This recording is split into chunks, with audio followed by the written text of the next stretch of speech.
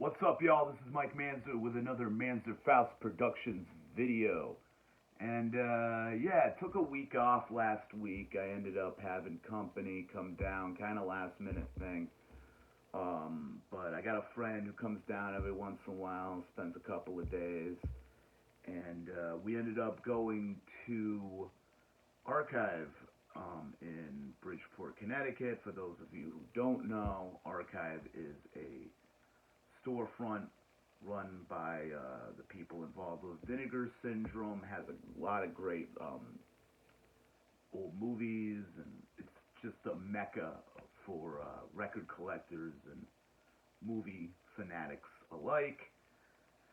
So I picked up a bunch of VHS, and I've also been watching quite a bit of the last month of Vinegar Syndrome pickups and partner label pickups from their OCN distro. So I wanted to do something I've been wanting to do for a while, because I don't really dive into these movies a lot. You know, like I'll do the unboxings at the beginning of every month, kind of go over everything pretty quickly. But I wanted to follow that up, have this be an opportunity for me to talk about film, a lot of recent watches, and also, you know, kind of dive into, when appropriate, what I've been listening to lately. So this is going to be a new series called Stop, Watch, and Listen. So picked up a big pile of VHS tapes. They were having a 50% off sale, so I wanted to take advantage of it. I believe the sale ended yesterday.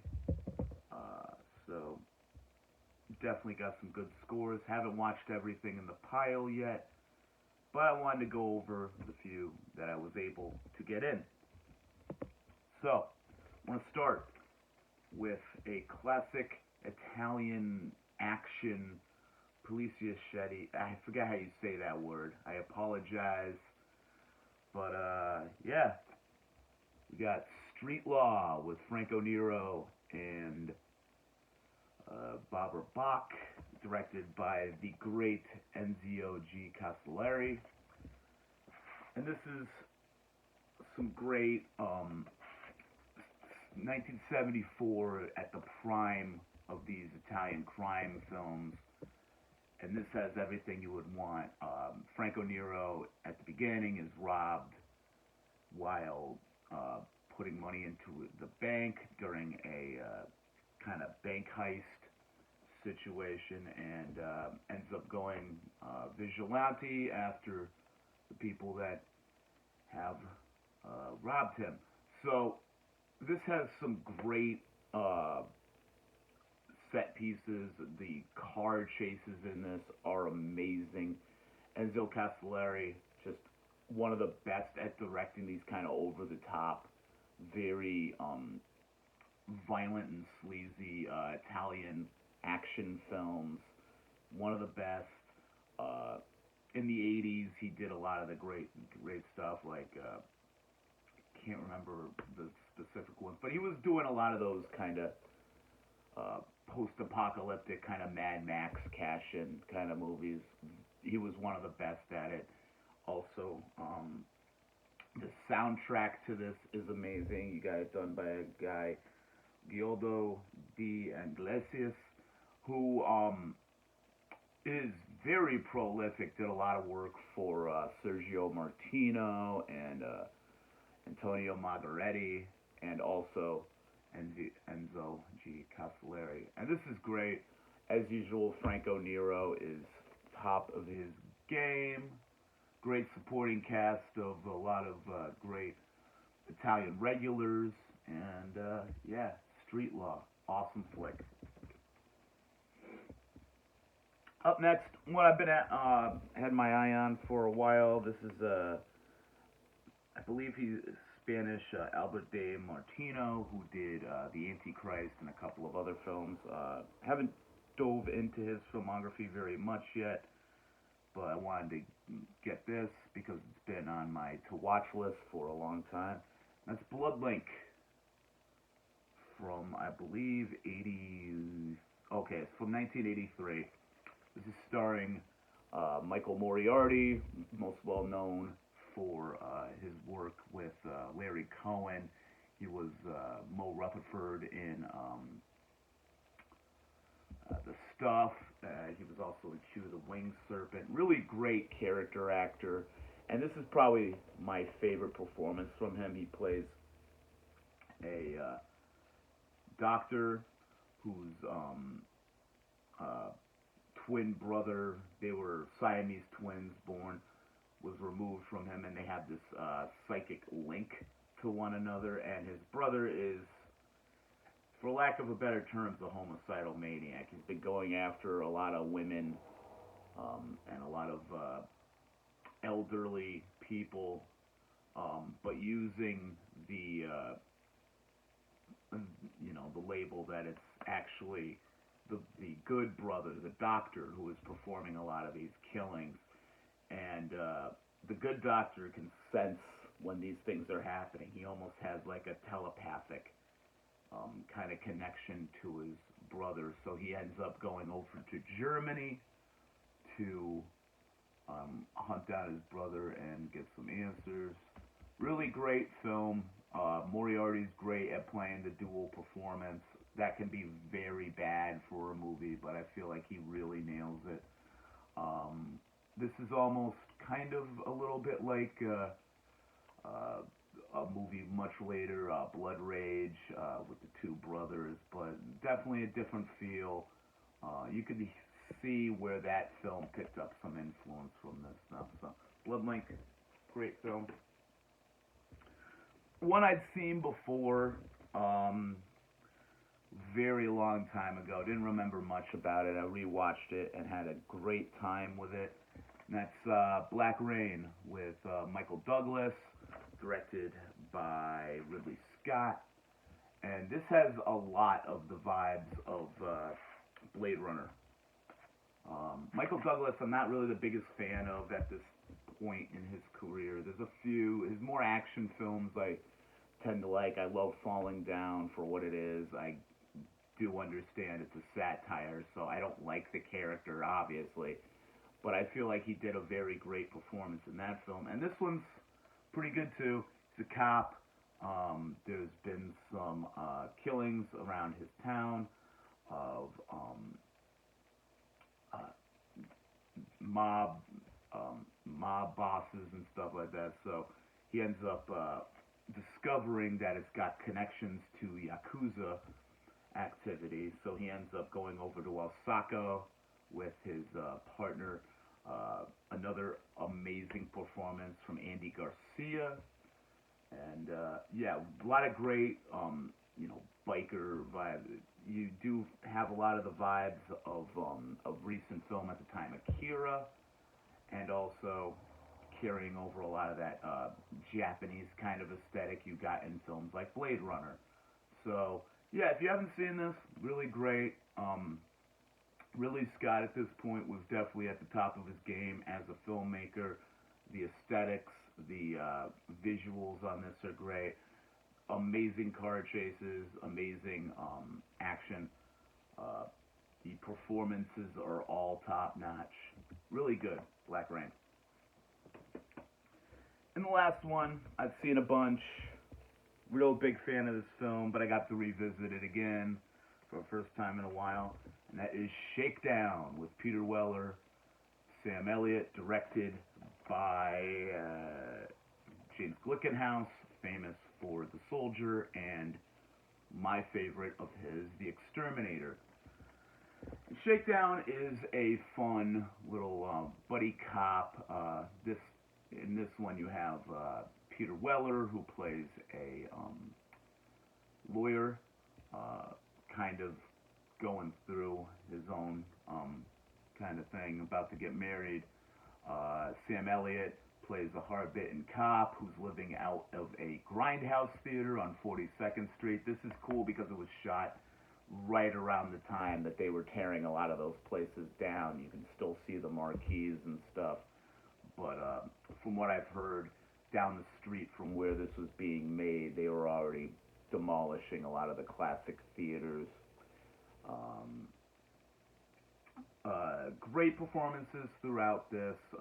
Basically, the story is a Guy is going through the park, ends up um, kind of threatening a local crack dealer, and he ends up getting killed. And it turns out this guy was an undercover police officer who has been uh, harassing the local drug trade in the area, and basically they have to defend the drug dealer who killed him because it is believed that he was acting in self-defense.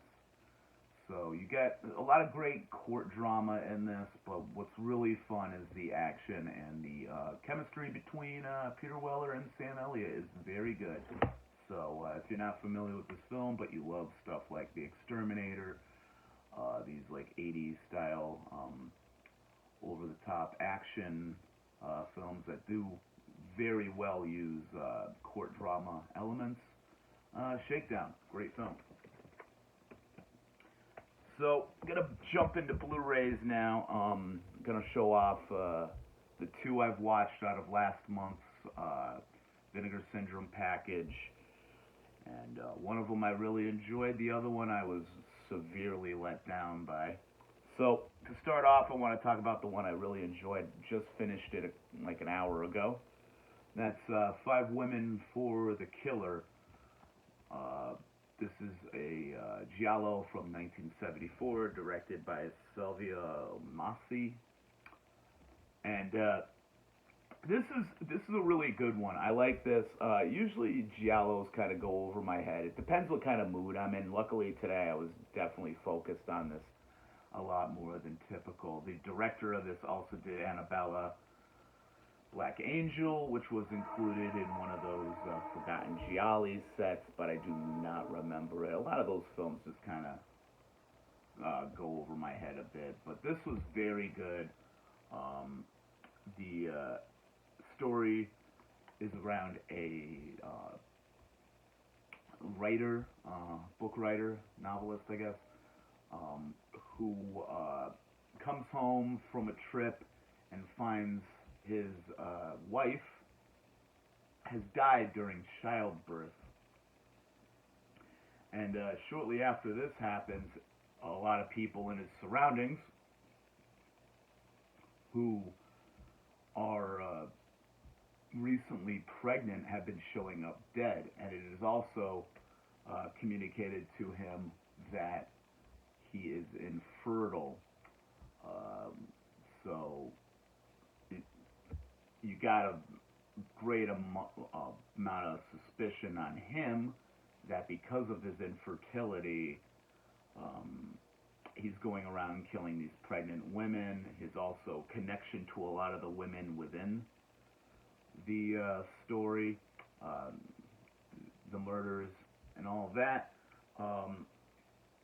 So a lot of good twists and turns in this. The suspense is very good. Everybody acting in it is fantastic.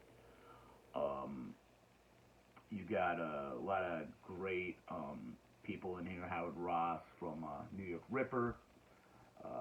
Just really great set pieces as well. The killer marks his victims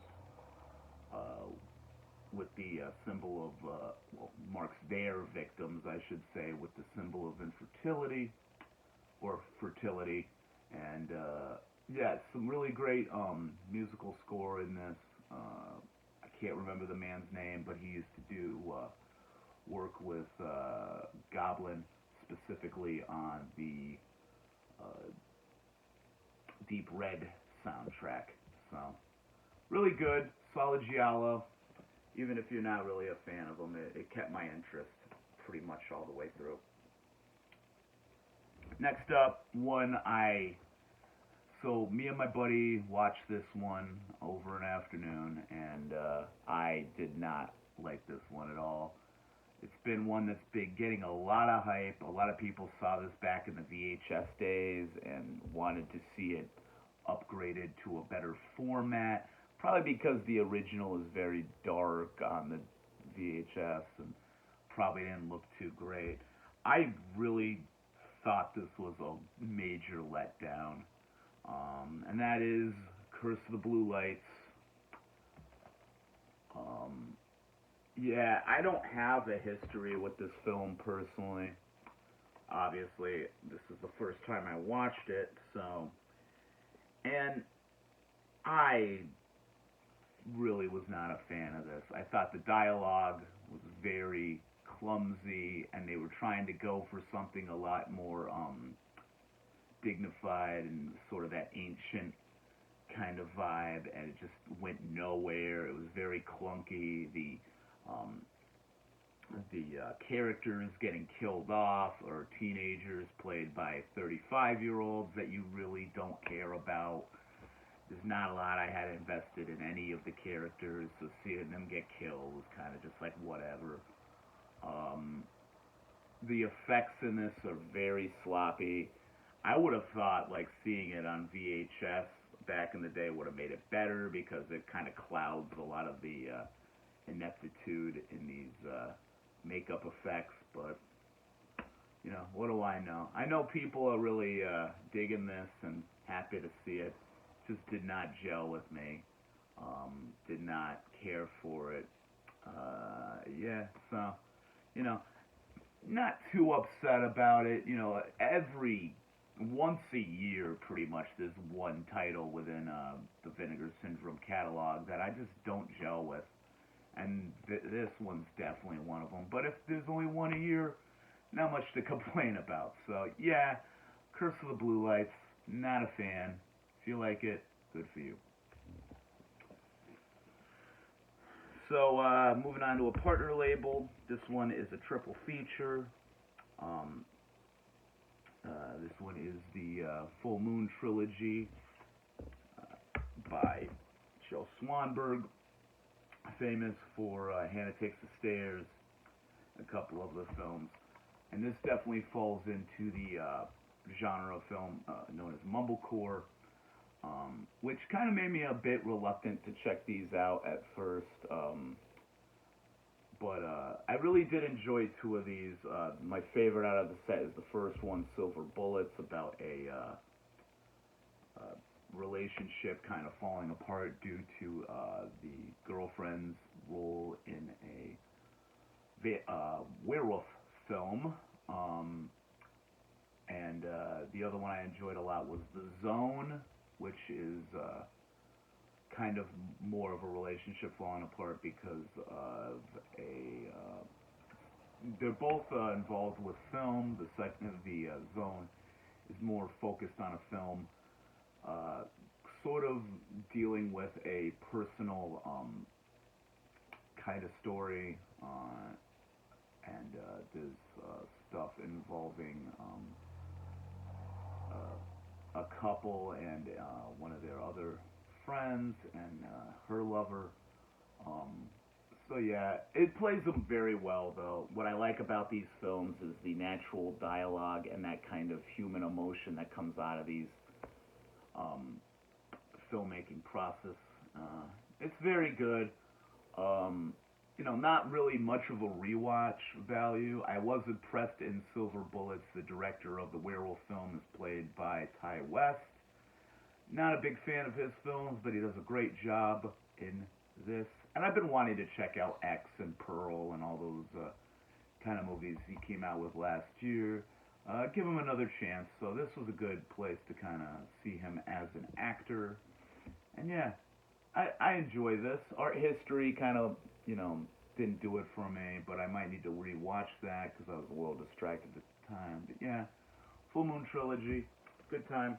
Also want to pick up another release. This is from Factory 25. Another release from Joe Swanberg titled Uncle Kent 2. Looks like an interesting kind of thing. Up next, one that has been hyped up a bunch. The Death Crocodile did a great campaign on Indiegogo to raise money for this and the restoration and everything. And being a huge blaxploitation nerd, I had to jump at it, and it took me a little bit of a while, but I finally grabbed it and had a blast. This is Solomon King. I believe this is a one-time director. Uh, Very low budget. This is early in, well, not too early. This is pretty much in the prime of blaxploitation's early years, 1974. So you had a lot of stuff coming out like The Shaft and Superfly and all these big name movies, The Mac. Um, but this one's a little bit different in the way that it's a little bit more played down. Um, it does hold a little bit in common with Dolomite, even though this is not a comedic film. This is a very, for the most part, played pretty straight blaxploitation action film. But what relates it to Dolomite and those type of films is definitely the passion behind it and this kind of low budget, just go out and shoot, very guerrilla style feeling filmmaking. And what's also cool about this is it's a film that wasn't very widely available, and that's why it's great that companies like Deaf Crocodile are really putting new light to these films. And this was great soundtrack, everything about it just fits awesome. It does have a disclaimer at the beginning of the film that certain elements were not up to snuff, I guess. But I had no problem with it. I thought it ran very well. Didn't notice any huge film elements missing. So, yeah, Solomon King, really great experience. Had a lot of fun with this. And my last two are coming from a label I've been really into lately, and that is Canadian International Pictures. So I wanted to show the newest one that they had put out last month, and I love this flick. This is Speaking Parts, I believe from 1989. Okay, so this is later than I remembered. But this is really cool. So this deals with a lot of, basically it surrounds a man who is a bit part actor in films, and he has been called on to do a part in a new film.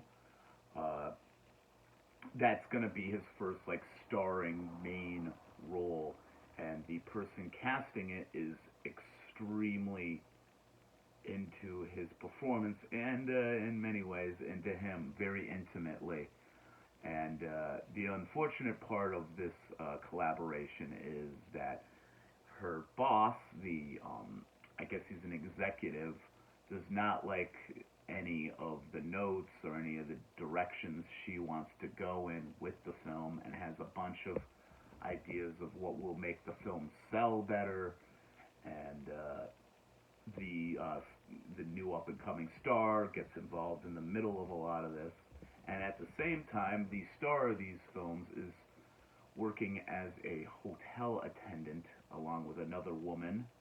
And this woman has become somewhat obsessed with him. She goes to this local video store with a list of films that he had been in to watch them. And she doesn't realize that he's just a bit actor. And she's not even really that big of a film buff. You know, she doesn't really know much of films. She doesn't watch films.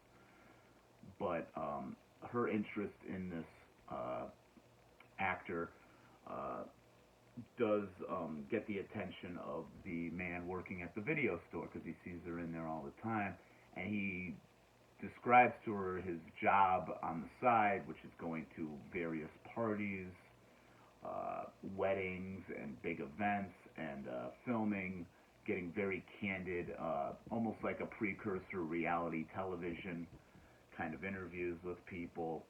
And she ends up trying to help him with that to varying consequences.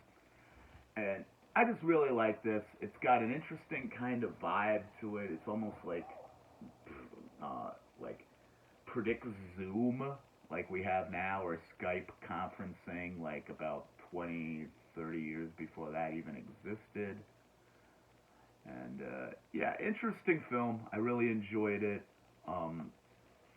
There's some other shorts on it. The great thing about Canadian International Pictures is that they have a lot of great other short films and government films, public access films directed by the director or associated with their film companies. Really good. If you get the chance, check it out. And another film, this one was released probably one of their original 3 or 4 releases. Again, this is Canadian International Pictures, and this is The Mob. And this was directed by, let me see if I can find his name, Jacques Gobat. And this was a really great mob. This is made in Quebec, so it's very French-Canadian kind of sensibilities to it. You got a drug smuggler named Chico, who has been kind of burnt out on the local kind of crime scene. He's offered a bunch of money, to kill this person in America, New York City, and he ends up coming back to the States, and he's being, hunted down by a lot of the people associated with the guy he had killed.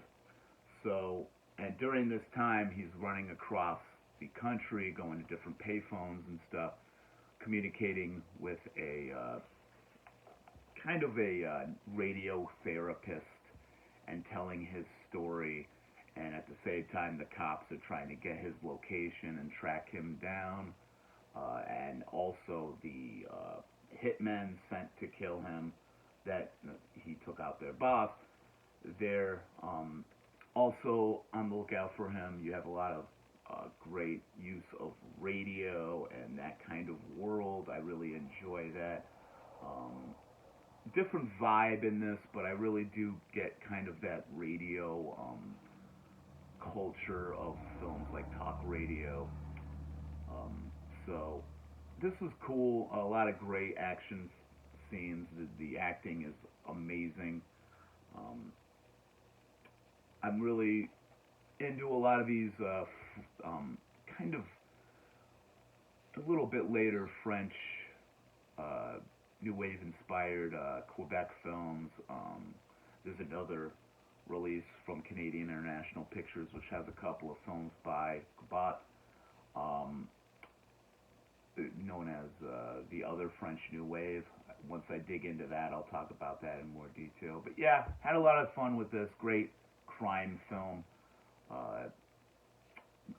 Amazing soundtrack. Has a lot of that like Ennio Morricone isms, but also does have quite a bit of like that like kind of blaxploitation, funk, jazz, and quite a bit of French New Wave influence as well. Thinking of Breathless and all those kind of films. So yeah, check out The Mob if you haven't already. And just to end this out, wanted to talk about a couple of records that I've got over the last couple of weeks. So stopped in Static Era as usual, hung out with Jay, always a good time, and just didn't want to leave empty-handed, so I kind of quickly sorted through some stuff and found this, and he's had this for a minute. Somehow I always went past it, but decided to take the plunge. Love this band. And that's the Peel Sessions for Doom, the UK Crust Act. This is a lot of fun. I love the Peel Sessions recordings of stuff. I don't have a lot of them, but this is really good. You got some solid